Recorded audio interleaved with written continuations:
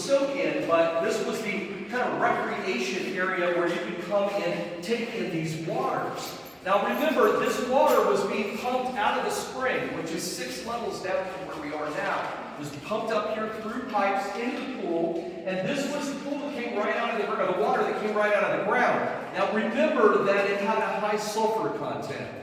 And you know what sulfur smells like, rotten eggs.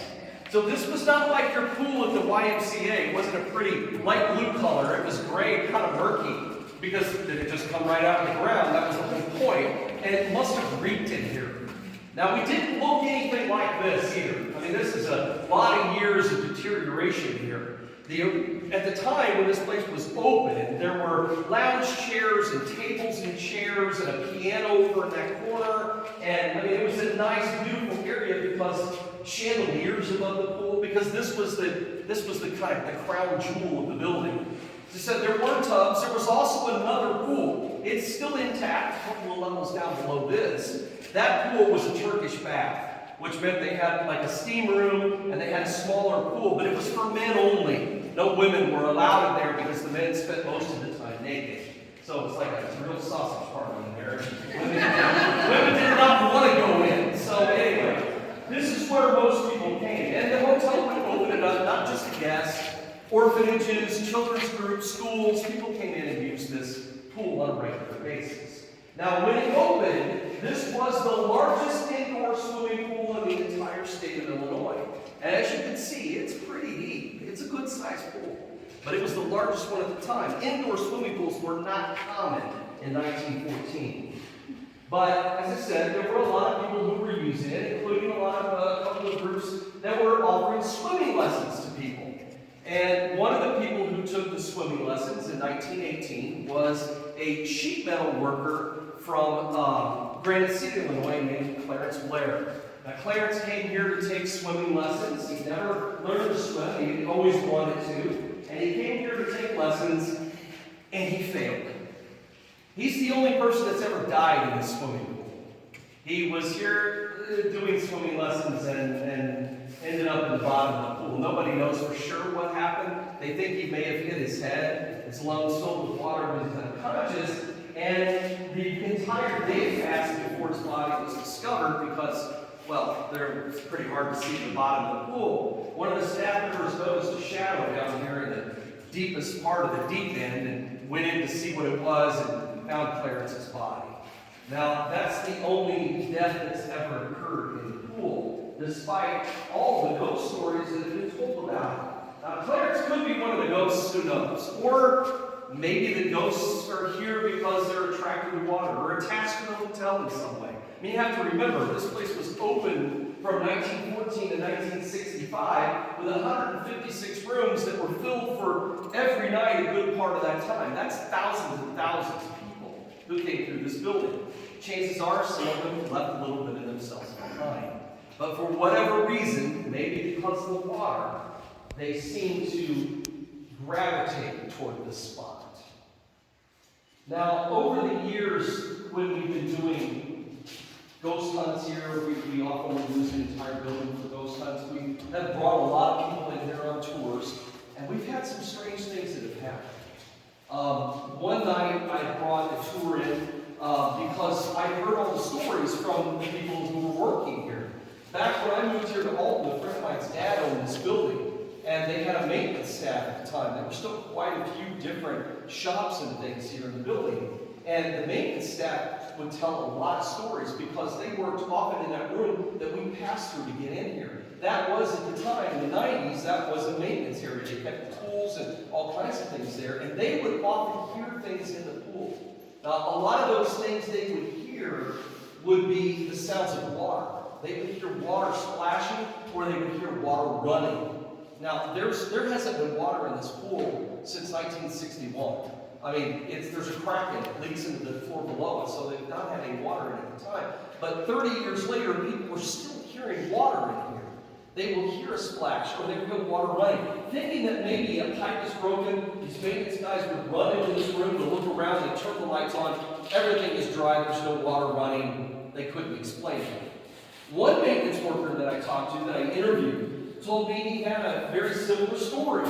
He was working out there in the maintenance room, and he heard water running in here in the pool. So he came into this door, he hurried in here, and when he got inside, he of course turned on the light, and he was standing there looking around. There's no water anywhere. And then he looked down, right here to the concrete where I'm standing, and there was a line of wet footprints that just stopped and came to an end. And he quit. No, I'm not joking. He quit working here. That was too much for him. So those were just staff members. So a friend of mine, my friend's dad owned the building. My friend was living in the building in an apartment at the time. And he would go out at night and come back, find puddles of water in weird places. He'd hear sounds he couldn't explain. He'd tell me all these stories about all the things that had happened. Well, we were bringing people in here on tours on a lot of nights. And one night, a buddy of mine had come with me to help me with the tour. And I always like to say, so that you don't think he's just somebody who gets easily scared, he had done 3 tours of duty in Iraq and is a St. Louis police officer. And he had just come along for fun to help with the tour. Well, we got everybody in here, I told them the stories, we're getting ready to leave, kind of rounding people up. And so Dave had looked over and he saw somebody go out a doorway in that room that's on the other side of this wall. And, wandered off into the further part of the building where we were not supposed to go. So Dave went to get him.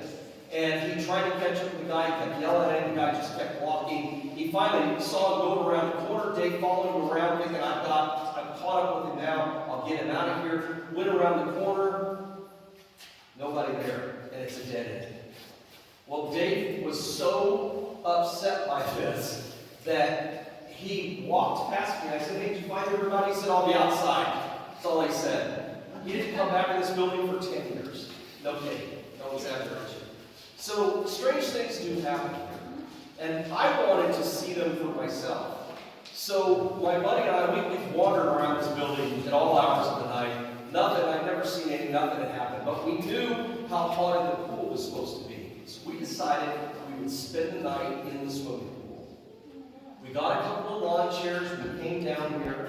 I was telling everybody that, we were ready to stay as long as we needed to.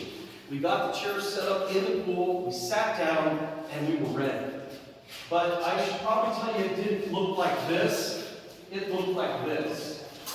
So Mike and I are sitting down there in the pool in our lawn chairs. You turn your lights off for just a second so we can just kind of get the vibe. Pretend we're on a cave tour, okay? It's dark. So Mike and I are sitting down there in the lawn chairs and we're talking, and we were down there about an hour or so, nothing happens. And then probably about an hour into the time we were there, we hear a noise. And we see the door swing open and somebody walks in. Now we didn't see him, but we could hear him. It was pretty clear. Somebody walked in. Now we didn't think, oh my God, it's a ghost. We thought that it was my friend's dad, wondering what in the world we were doing sitting down here in the dark. So Mike says, grab your flashlight, let's see if that's dad. So we turn on the flashlight, we shine it up here at the door. There's nobody here. Now the door's open, but there's no one standing here. Well, we thought, well, they must have left. So we got out of the pool, we ran up here, we looked in the room out there, there was nobody there. Went upstairs, we went through everywhere we could think of in the building. Doors were all locked. There was no one in the building but us. Well, let me say, except for Mike, because I left. He lived here, not my problem. So off we went. So that was enough for me to realize, and since that time, I've had other experiences here. I'm not a psychic. I don't, all that mumbo jumbo. I don't do all that stuff. I like to experience places if I can, but this was an experience that's convinced me there's something that's going on here. My other favorite story ties